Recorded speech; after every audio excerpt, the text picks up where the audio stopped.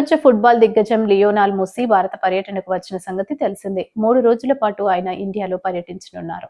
శనివారం కోల్కతాతో పాటు హైదరాబాద్లో ఆయన పర్యటించనున్నారు. ఉదయం కోల్కతాలో ఏర్పాటు చేసిన తన విగ్రహాన్ని వర్చువల్గా ఆవిష్కరించారు.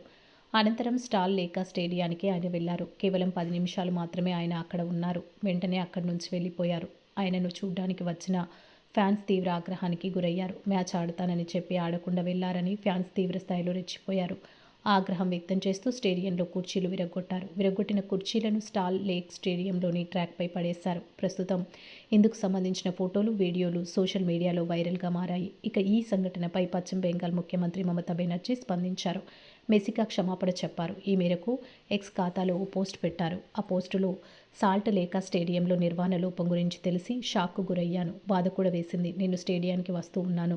Lionel Messi, sports lovers, Messi ఫ్యాన్స్కి క్షమాపణ చెబుతున్నాను.